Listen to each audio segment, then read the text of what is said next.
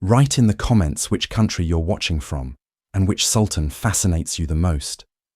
If you're interested in the hidden stories of the Ottoman Empire, subscribe to the channel.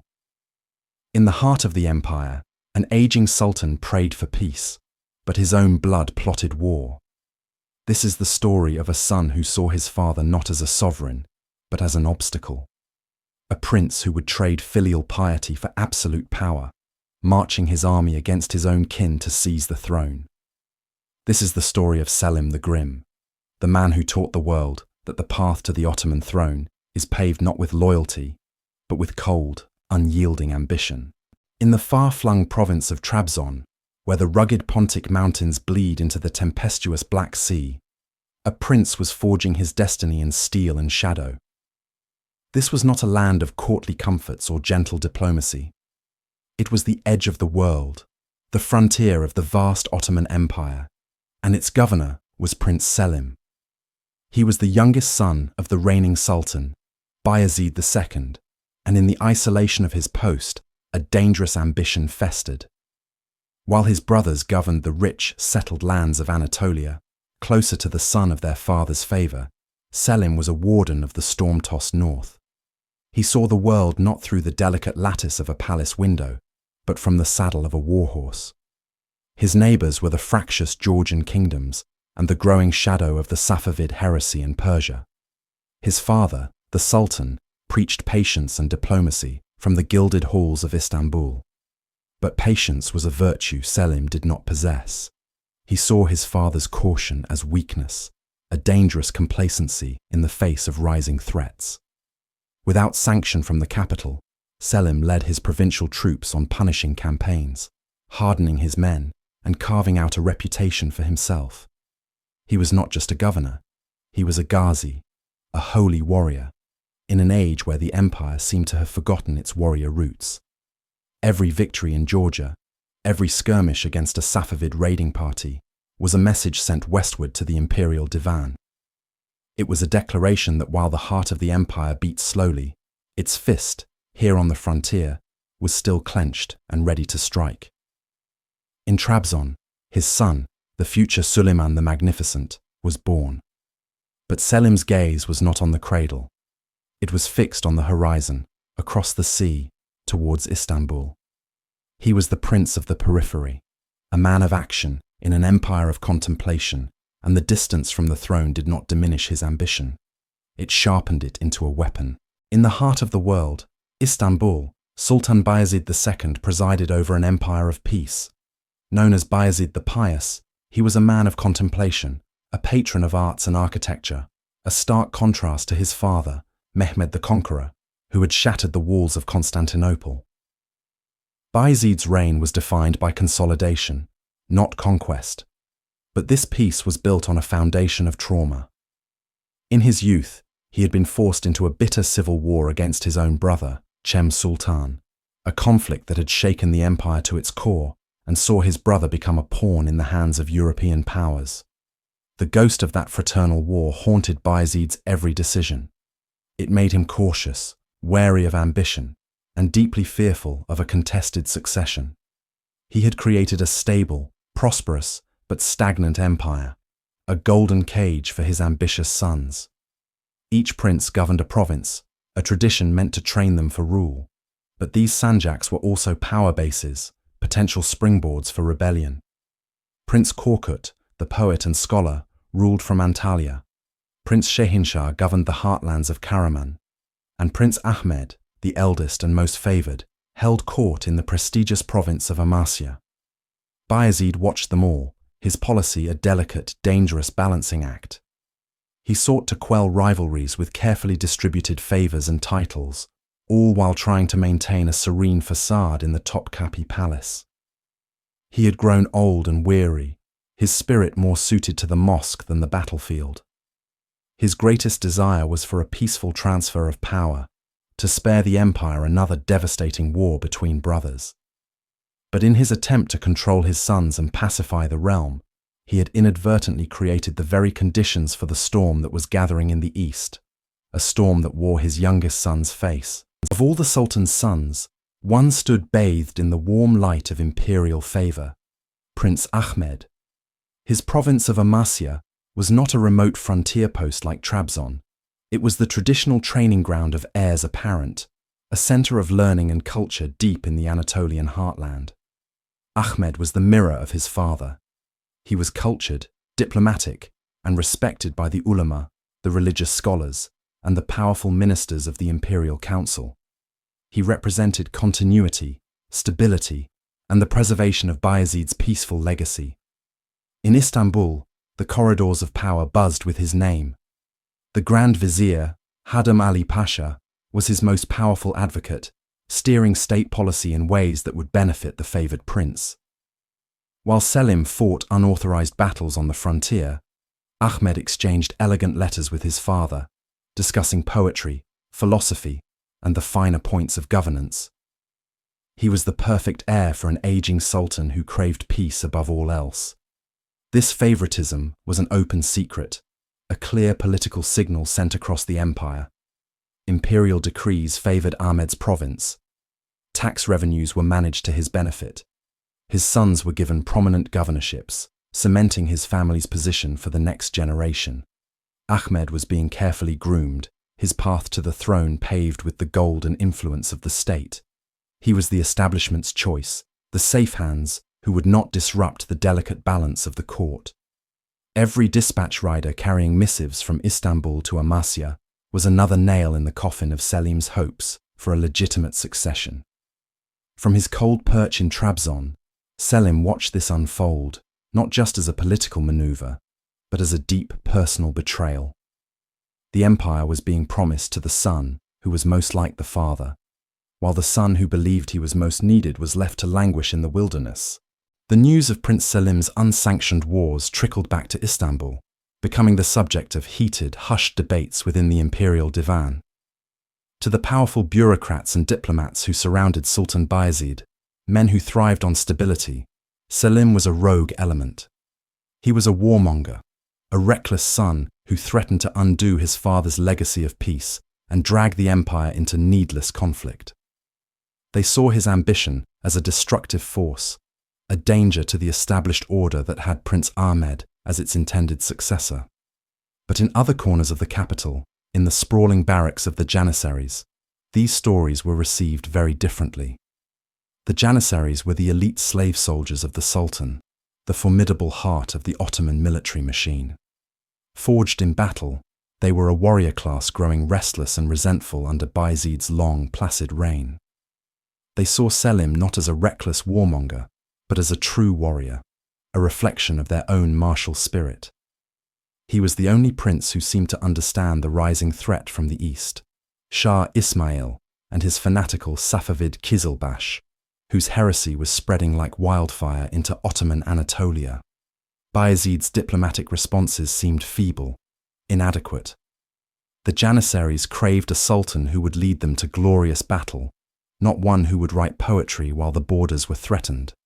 They admired Selim's ferocity, his grim determination, his reputation as Yavuz, the stern. In him, they saw the second coming of Mehmed the Conqueror. Clandestine messages began to flow from Trabzon, carried by trusted agents, finding their way to sympathetic commanders and disgruntled pashas in the capital. The whispers in the divan were of condemnation, but the whispers in the barracks were of conspiracy. The first seeds of rebellion were not planted in an open field, but in the fertile ground of a warrior class that felt abandoned by its Pacific sultan. In the gilded halls of the Topkapi Palace, a shadow of weariness had fallen upon Sultan Bayezid II. Known as the Pious, his reign had been one of consolidation, not conquest. He was a man who preferred the calligrapher's pen to the commander's sword, a ruler who sought harmony in an empire forged by relentless ambition. But harmony was a luxury the Ottomans could ill afford. To his east, the charismatic Shah Ismail was building his Safavid empire on the bedrock of a fervent Shia faith, a direct challenge to Ottoman Sunni orthodoxy. To the west, the politics of Europe remained a treacherous sea, and within his own house, the storm was gathering. Bayezid's gaze fell upon his eldest son, Ahmet, a man much like himself, cultured, thoughtful, and governor of the central province of Amasya. In him, Bayezid saw a continuation of his own peaceful legacy. But in the distant, rugged province of Trabzon, on the Black Sea coast, another son watched and waited. This was Selim. Where Ahmet was the calm river, Selim was the raging torrent. He saw his father's piety not as strength, but as dangerous passivity. He watched the rise of the Safavids, not as a distant problem, but as an existential threat that demanded an iron fist. The law of fratricide, the brutal pragmatism that held the empire together, meant that only one son could inherit the throne. The others would face the silken bowstring. For Selim, his father's preference for Ahmet was not just a slight, it was a death sentence. Bayezid, sensing his youngest son's restless fury, tried to placate him. He offered Selim a new province, Semendire in the Balkans. It was a promotion, a move closer to the heart of power. But Selim saw the trap. The province was far from the Safavid frontier, the theatre of war where a prince could earn the loyalty of the army. It was a gilded cage, designed to neutralize him. He refused. This refusal was more than a son's defiance. It was the first quiet tremor of an earthquake that would soon tear the House of Osman apart. Patience was a virtue Selim did not possess. While his father negotiated and his brother Ahmet waited for the throne to be handed to him, Selim chose the path of the sword. In 1511, he made a decision that forever marked him as a rebel. Citing the need to have his son, the future Suleiman, appointed to a province, he demanded a governorship for himself in the Balkans. When his father predictably refused, offering him provinces in Anatolia instead, Selim's patience snapped. He gathered his provincial army, a hardened force of warriors from the rough frontiers of Trabzon, and began to march. This was not a plea for favor. It was an act of open insurrection. He was marching on Europe, towards Edirne, the old Ottoman capital and the heartland of the empire's military power. Every step his army took was a drumbeat of defiance against the Sultan himself. The journey was a monumental gamble. He was vastly outnumbered by the imperial forces his father could command. He was marching away from his power base, deep into territory controlled by his rivals. Whispers turned to panicked reports in the divan at Istanbul. A prince was marching on the capital. Was this a coup? A civil war? For Bayezid, it was the ultimate betrayal. The son he had tried to manage had become a rogue force, a cannonball aimed at the foundations of his authority. Selim's march was a masterstroke of psychological warfare. He knew the Janissaries, the elite slave soldiers of the Sultan, were growing restless under his father's peaceful reign. They craved war, glory, and plunder. They saw in Prince Ahmet a continuation of this peace, a scholar who would let their swords rust. Selim, the fierce warrior of the frontier, was the embodiment of their martial ideals. By marching on Edirne, he was not just challenging his father for the throne, he was making a direct appeal to the soul of the Ottoman military, forcing them to choose between the pious, aging sultan and the ferocious wolf who promised them war and victory. The aging lion was forced to act. Sultan Bayezid II, roused from his contemplative state by the sheer audacity of his son's rebellion, amassed an imperial army of over 40,000 men. He marched from Istanbul not as a father, but as the Padishah, the sovereign whose authority had been challenged by his own blood. The two armies met in August 1511 on a plain near the village of Urashdere. The confrontation was as inevitable as it was tragic. Selim, with his smaller provincial force, stood against the full might of the imperial centre, including the disciplined Janissaries, who, for now, remained loyal to the reigning sultan. The battle was short and brutal. Selim's ambition had outrun his resources. His fierce but outnumbered troops were systematically broken and overwhelmed by the sheer weight of the sultan's army. It was a catastrophic defeat. The rebel prince, who had gambled everything on a swift victory and the support of the army, was forced to witness the annihilation of his followers. His dream of seizing the throne lay shattered on the Thracian plain. Humiliation was a new and bitter taste for a man of such immense pride. Selim fled the battlefield with only a handful of loyal men. He was now a fugitive, a traitor to the crown with a price on his head. He raced eastward, a desperate flight across the Black Sea to the one place he might find sanctuary, the court of his father-in-law, Mengli the First Giray, the Khan of Crimea. In the cold, wind-swept lands of the Tatars, Selim was forced to endure the agony of exile. His gamble had failed. His father remained on the throne. His brother Ahmet was closer than ever to succeeding him, and he was a powerless prince, far from the corridors of power. But this defeat was not an end. In the crucible of his humiliation, Selim's resolve did not break. It hardened into tempered steel. He learned a vital lesson. Raw courage was not enough. To win the throne, he would need more than just an army. He would need the unwavering, fanatical loyalty of the kingmakers themselves. While Selim nursed his wounds in Crimean exile, the victor, Sultan Bayezid, found that his throne was less secure than ever. The defeat of the rebel prince had not solved the succession crisis. It had inflamed it. Prince Ahmet, confident in his position as heir apparent, made his way towards Istanbul to claim his prize.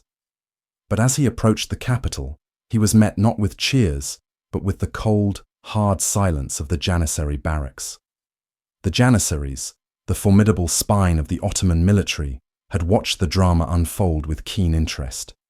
They had fought for their sultan against Selim, as their duty demanded, but their hearts were not with the victor. They viewed Ahmet with contempt. He was a man of letters, a patron of the arts, a statesman. To them, he was soft. They saw the growing threat of Shah Ismail in the east, and knew that a poet could not defeat a zealot. They needed a warrior sultan, a leader who understood the brutal language of the battlefield.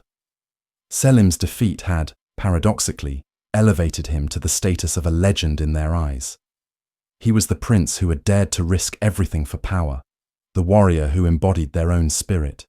His exile only made their desire for his return more acute. When Ahmet reached the gates of Istanbul, the Janissaries refused him entry.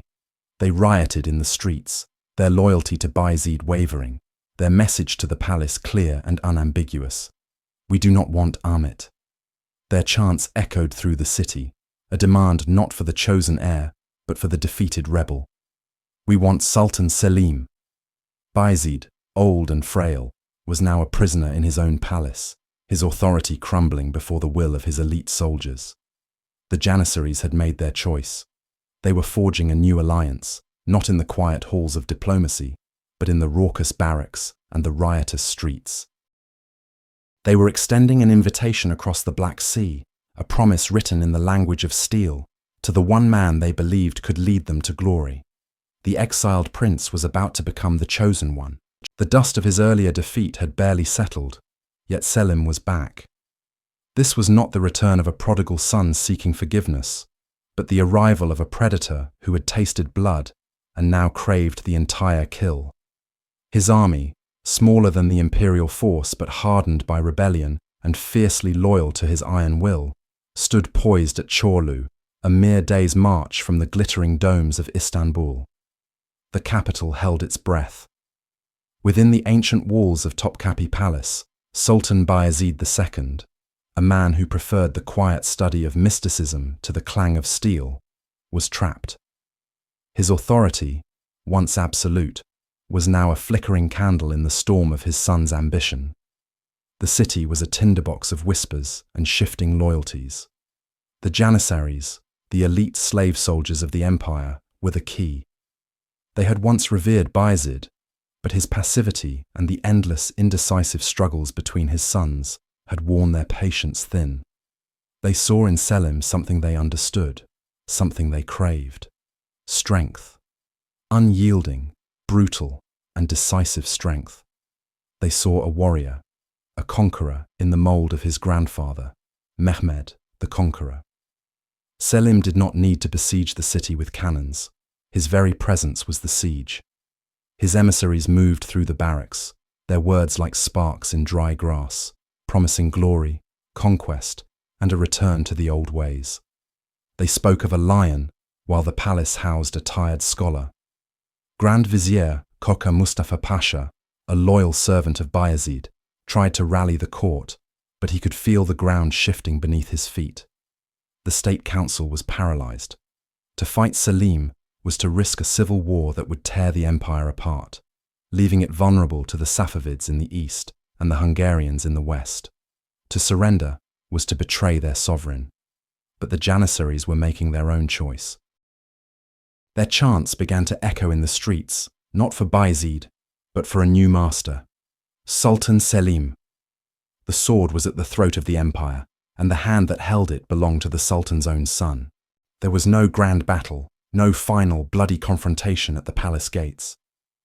The end of Bayezid II's reign came not with a roar, but with a quiet, soul-crushing conversation. The Janissaries had made their will known. Their delegation, stern-faced and unyielding, had stood before the Sultan and declared their support for his youngest son. It was a coup d'état in all but name, orchestrated by the very men sworn to protect the throne. Bayezid, now a frail man in his late 60s, summoned Selim to the palace. The air in the audience chamber was thick with 3 decades of resentment, disappointment, and a fractured love. On one side stood the father, the Sufi Sultan, a man of peace and piety, who saw the throne as a divine burden. On the other, the son, his face a mask of granite, a man who saw power not as a burden, but as a destiny to be seized by any means necessary. Accounts of this meeting are sparse, filtered through the lens of official chroniclers, but the emotional truth is undeniable. Bayezid, looking at the hardened warrior before him, saw the failure of his own legacy. He had hoped for a peaceful succession, for his preferred son, Ahmet, to rule. Instead, the most ruthless of his brood had forced his hand. He understood that to resist now would only lead to the slaughter of his loyalists and a civil war that would bleed the empire dry. He had no choice. With a heavy heart and a voice that barely rose above a whisper, Bayezid II, the 8th Sultan of the Ottoman Empire, performed an act unprecedented in their history. He willingly abdicated the throne.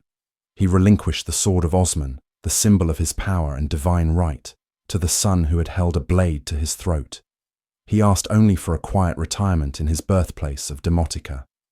It was a father's final surrender, the abdication of a man, a sultan, and an entire era of contemplative rule in the face of a new, more ferocious age. On April 24th, 1512, the Ottoman Empire held its breath and witnessed the birth of a new sovereign.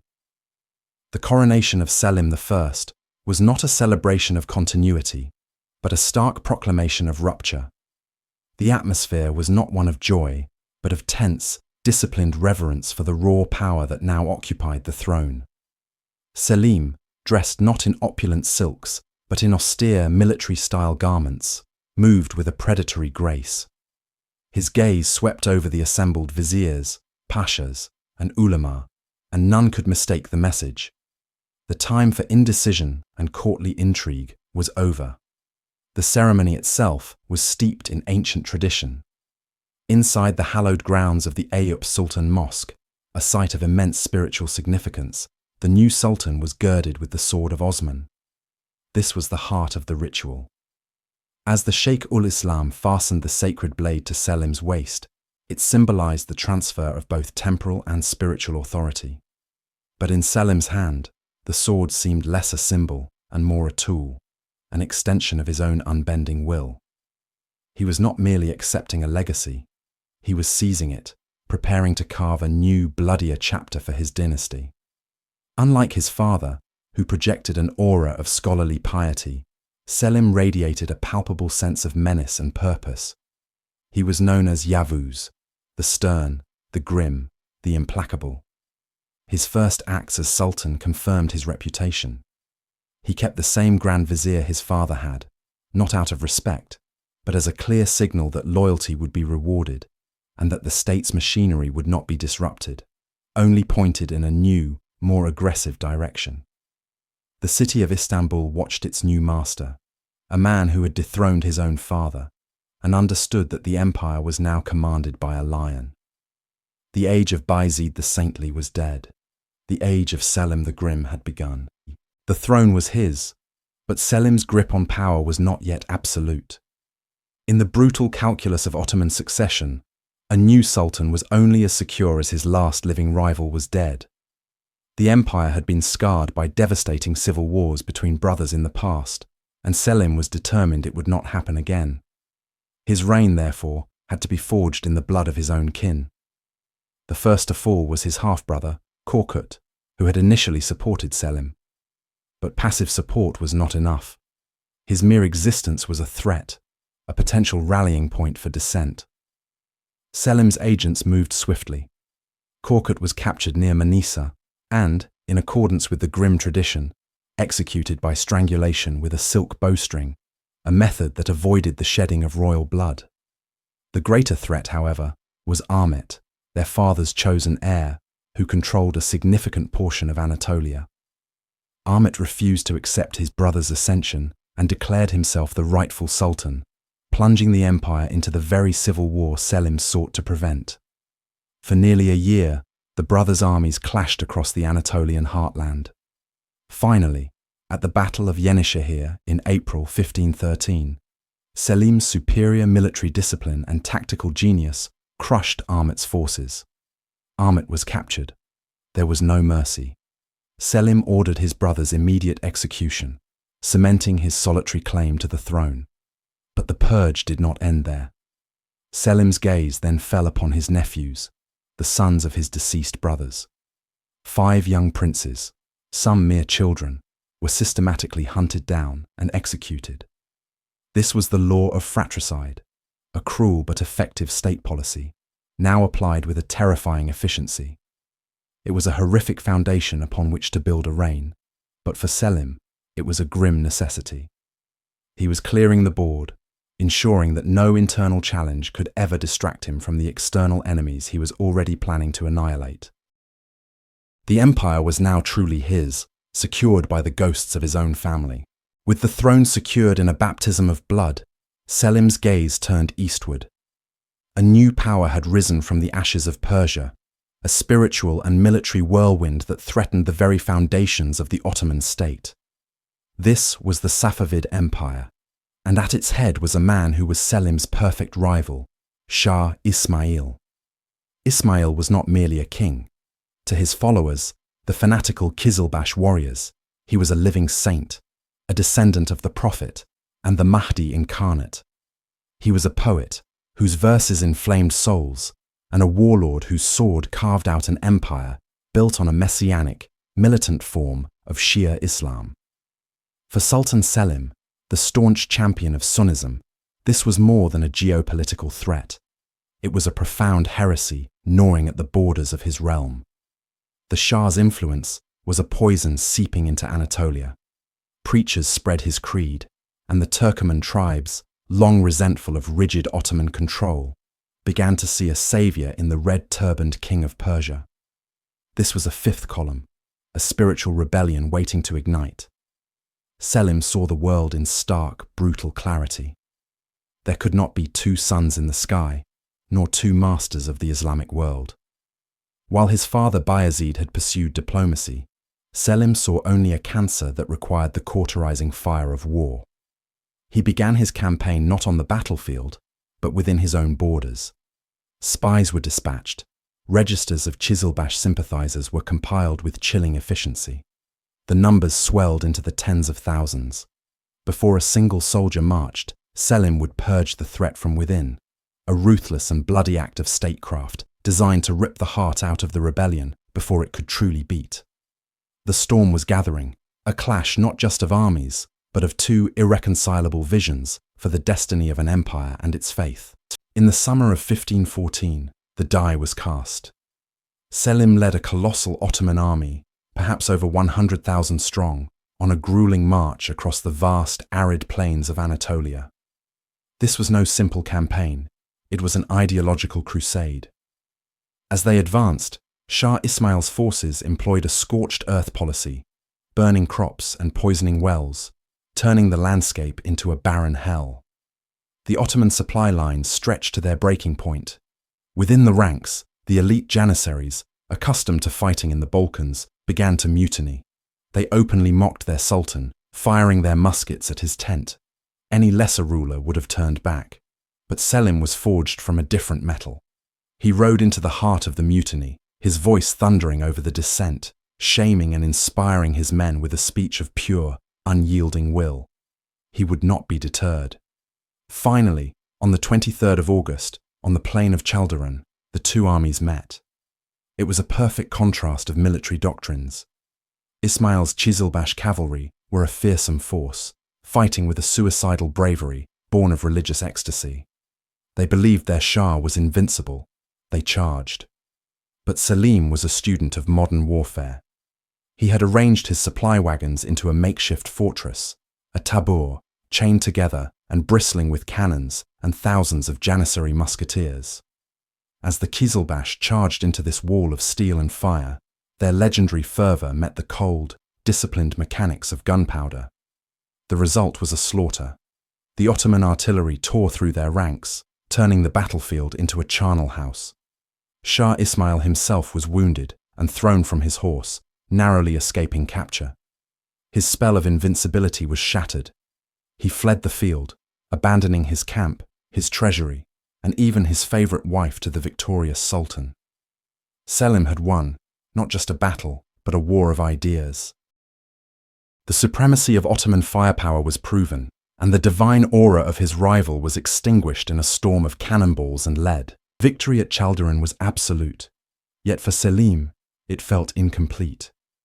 He marched his triumphant army into the Safavid capital of Tabriz, a city famed for its art and wealth. He walked the halls of his rival's palace, a conqueror in every sense. Yet, the grand prize, Shah Ismail himself, had escaped. The serpent was wounded, but not decapitated. This fact would gnaw at Selim's soul, feeding a paranoia that would shadow the rest of his reign. His stay in Tabriz was short-lived. The same Janissaries who had fought so brilliantly at Chaldiran were now restless. Far from home and wary of the coming winter, they refused to push further into Persia. Their defiance forced Selim's hand. With immense frustration, he ordered a withdrawal, taking with him thousands of skilled artisans, poets, and scholars to enrich Istanbul, but leaving the Safavid heartland unoccupied. The campaign was over, but the war in Selim's mind continued. The triumph had secured the Ottoman eastern frontier. He annexed vast territories in eastern Anatolia and northern Mesopotamia, creating a crucial buffer zone against Safavid influence. He had broken the back of the Qizilbash rebellion and demonstrated the terrifying power of his war machine. The Ottoman Empire was now, indisputably, the most powerful Sunni state in the world. Yet, Selim was a man who craved total victory. The escape of Ismail felt like a personal failure. In the years that followed, he saw plots and conspiracies everywhere. Grand viziers were executed on the slightest suspicion of disloyalty. His court became a place of whispered fear, where the Sultan's dark moods could mean the difference between immense favour and instant death.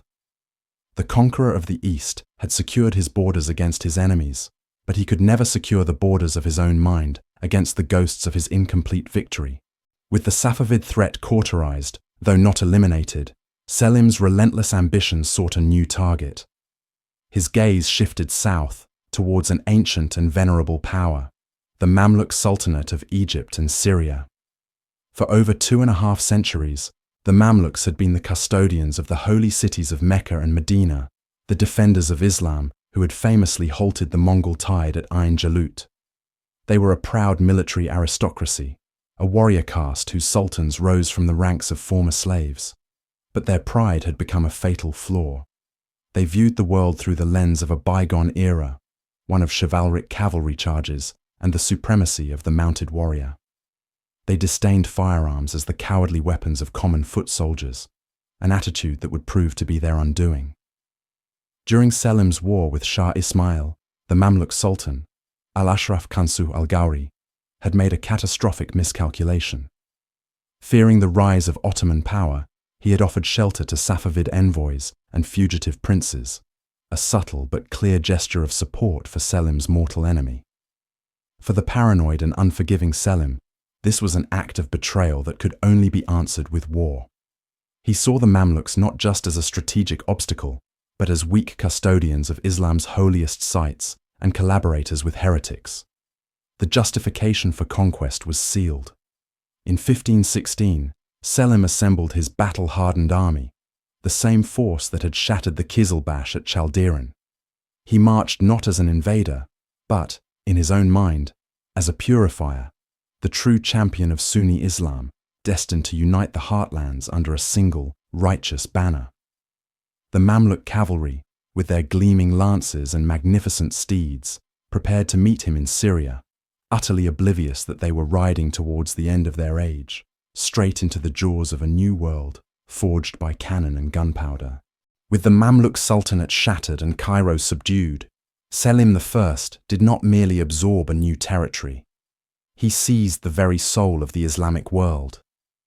In a ceremony steeped in 1,000 years of history, the Shadow Caliph, Al-Mutawakkil III, the last of the Cairene Abbasids, formally relinquished his authority. He transferred to the Ottoman Sultan the sacred relics, the blessed mantle, and the holy sword of the Prophet Muhammad. In that moment, the world shifted on its axis. The Ottoman ruler was no longer just a Ghazi king, a conqueror on the edge of Christendom. He was now the caliph of all Sunni Muslims, the supreme religious and temporal authority. The keys to the holy cities of Mecca and Medina, the spiritual centers of the faith, were now firmly in his grasp. This was a claim of legitimacy that echoed from the Balkans to the Indus Valley. Selim, with a characteristic blend of piety and political genius, eschewed the grandiose title of ruler of the two holy sanctuaries, and instead styled himself servant of the two holy sanctuaries. It was a masterful stroke, a declaration of immense power cloaked in profound humility. The man who had waded through the blood of his own kin and countless enemies to secure his throne was now the designated protector of Islam's most sacred sites. This act would define the Ottoman Empire for the next 4 centuries, intertwining the destiny of the House of Osman with the stewardship of the global Muslim community. The fierce warrior had become a spiritual shepherd, and his empire, already a formidable military power, was now a caliphate, an institution of unparalleled prestige and responsibility. After his seismic triumphs in the east, Selim returned to an Istanbul that held its breath whenever he passed. The Topkapi Palace, the heart of the empire, became a gilded cage of his own making. The man they called Yavuz, the Grim, had cultivated an aura of such terrifying authority that it created a vacuum around him. He was utterly, profoundly alone. His grand viziers, the most powerful men in the state after himself, served in constant fear for their lives. He executed 7 of them during his short reign. It became a common curse of the era to say, "May you be a vizier to Sultan Selim." He governed not through loyalty or affection, but through cold, calculated terror. Who could he trust? He had rebelled against his father, executed his brothers, and ordered the deaths of his own nephews. Every potential rival, every hint of dissent, had been ruthlessly extinguished. In the silent, cavernous halls of his palace, he spent long nights poring over maps and reading the histories of Alexander and Caesar, perhaps the only men whose ambition and solitude he felt could mirror his own. His only son and heir, the young Prince Suleiman, was kept far away, governing the province of Manisa. This was both a traditional princely duty and a necessary precaution. In Selim's world, proximity to power was a death sentence. The Sultan, who had doubled the size of his empire, filled its treasuries to bursting, and claimed the mantle of the caliphate, was a prisoner of the very power he had so brutally amassed. He was a monarch, surrounded by subjects, but devoid of companions. A ruler whose only confidant was the chilling echo of his own absolute will. In 1520, after only 8 years of a reign that had permanently redrawn the map of the world, Selim the Grim was preparing for his next conquest. His massive army was gathering, his sights set westward, likely on the island of Rhodes, a Christian fortress that had defied his grandfather, Mehmed the Conqueror. But the Sultan would be brought low not by a crusader's sword or a janissary's revolt, but by an enemy from within. During the journey to the campaign's staging ground in Edirne, a painful carbuncle erupted on his back. His physicians were alarmed. This was no simple boil. It was a festering, rapidly growing lesion they called Schierpense, the lion's paw. Modern historians diagnose it as cutaneous anthrax, a terrifying infection likely contracted from the wool or hides of pack animals. The irony was savage. The Lion of Islam, the conqueror of empires, was being eaten alive by a disease named for a lion's claw. The man of ceaseless, violent action was rendered immobile. The campaign was halted. In his tent, the master of the known world was reduced to a patient, his body racked with fever and pain. His final days were a battle fought not against legions of men, but against microscopic organisms. The physicians, terrified of his wrath but powerless against the disease, could do nothing. On the 22nd of September, 1520, just shy of his 50th birthday, Sultan Selim I died. The whirlwind of conquest that had swept from the Danube to the Nile came to an abrupt, inglorious halt. The conqueror's final campaign was against his own mortality, and it was the only war he ever lost. Selim's death was as sudden as his reign was explosive. He left behind a single heir, his 26-year-old son, Suleiman. For the first time in generations, the Ottoman succession was peaceful, a direct consequence of Selim's brutal, preemptive elimination of all other claimants. This was the core of his grim legacy. He was a figure of terror, a patricide who had ruled through fear, yet he bequeathed to his son an empire of unparalleled stability and power. Selim was the storm. Suleiman would be the magnificent calm that followed. He had not just expanded the empire, he had fundamentally reforged it. He handed Suleiman a treasury overflowing with the wealth of Egypt, a secure eastern frontier with the Safavids checked, and the undisputed religious authority of the caliphate. He had done the bloody, necessary work that would allow his son's reign to become the golden age of the Ottomans. Suleiman would be known as the Magnificent to the Europeans and Kanuni, the lawgiver, to his own people. He would preside over a flourishing of art, architecture, and legal reform. But none of it would have been possible without the dark foundations laid by his father. Selim was the ruthless architect who cleared the ground and built the unshakable structure. Suleiman was the master artisan who adorned it with breathtaking beauty. The father was a conqueror who created the conditions for peace. The son was a statesman who perfected the empire his father had won. Selim's legacy is a stark reminder that history's most celebrated eras are often built upon the brutal, uncompromising actions of those who came before. He was the necessary darkness before the brilliant dawn of the magnificent century.